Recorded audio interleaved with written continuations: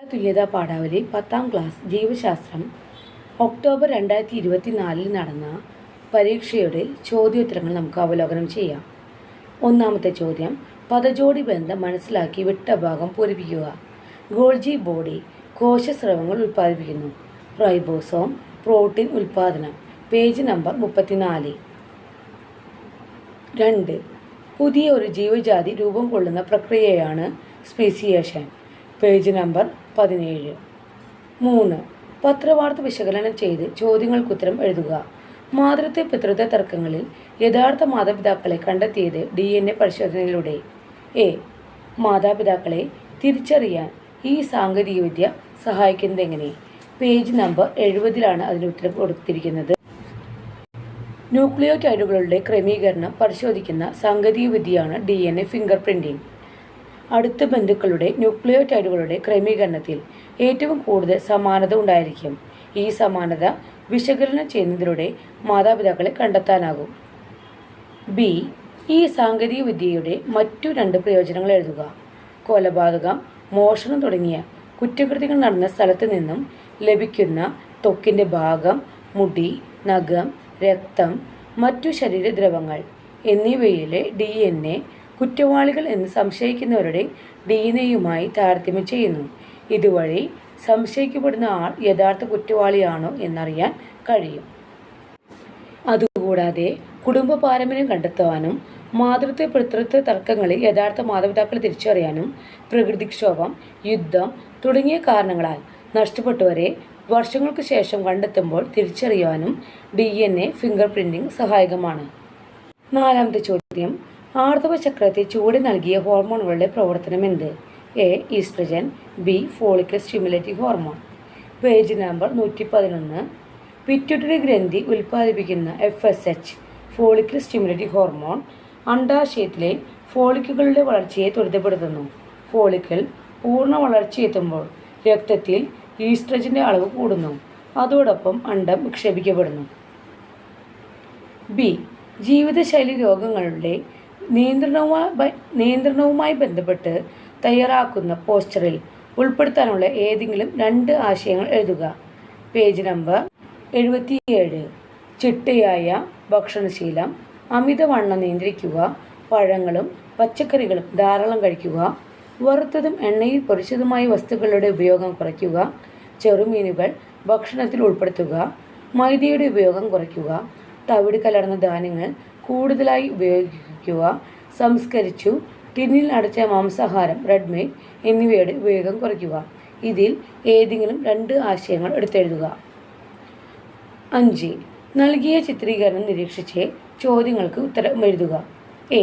ചിത്രീകരണത്തിൽ സൂചിപ്പിച്ച ക്രമഭംഗ കാലഘട്ടം ഏത്? അനാഫേസാണ് കാലഘട്ടം എന്ന് പറയുന്നത്. പേജ് നമ്പർ 40 അത് കൊടുത്തിരിക്കുന്നത്. Page B. ഈ ഘട്ടത്തിൽ നടക്കുന്ന പ്രധാന മാറ്റങ്ങൾ എന്തെല്ലാം?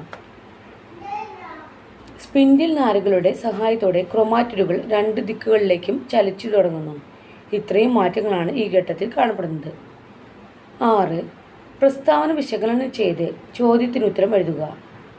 ആൻറ്റിബയോട്ടിക്കുകളുടെ ദുരുപയോഗം നിരവധി ആരോഗ്യ പ്രശ്നങ്ങൾ ഉണ്ടാക്കുന്നു. ഈ പ്രസ്താവനയോട് നിങ്ങൾ യോജിക്കുന്നുണ്ടോ? വിശദമാക്കുക. Page number 61. യോജിക്കുന്നുണ്ട്. അലർജിയും മറ്റു പാർശ്വഫലങ്ങളും ഉണ്ടാകുന്നു. ആൻറ്റിബയോട്ടിക്സിനെ പ്രതിരോധിക്കാൻ ശേഷിയുള്ള കീടാണുക്കളുടെ രൂപപ്പെടലിനാണ് നാം വളം വയ്ക്കുന്നത്. ശരീരത്തിലെ ഉപകാരികളായ ബാക്ടീരിയകളെ നശിപ്പിക്കുന്നു. ശരീരത്തിലെ വിറ്റാമിനുകളുടെ അളവ് കുറയ്ക്കുന്നു. സ്ഥിരമായ ആൻറ്റിബയോട്ടിക് ഉപയോഗം രോഗാണുക്കൾക്ക് ആൻറ്റിബയോട്ടിക്കുകൾക്കെതിരെ പ്രതിരോധ ശേഷി ഉണ്ടാക്കുന്നു. പേജ് നമ്പർ 61 ഉത്തരം കൊടുക്കുന്നത്. 7. തന്നിരിക്കുന്ന പട്ടിക ഉചിതമായി പൂർത്തീകരിക്കുക. A. Parathymus. A. Thymus. B. T ലിംഫോസൈറ്റുകളുടെ പൂർണ്ണ വളർച്ച. സി. പാരത്തോർമോൺ. ഡി. ശരീരത്തിലെ കാൽസ്യത്തിൻ്റെ അളവ് നിയന്ത്രിക്കുന്നു. എ. തൈമസ്. ബി. T ലിംഫോസൈറ്റുകളുടെ പൂർണ്ണ വളർച്ച. സി. പാരത്തോർമോൺ. ഡി. ശരീരത്തിലെ കാൽസ്യത്തിൻ്റെ അളവ് നിയന്ത്രിക്കുന്നു. Page number 106. 8.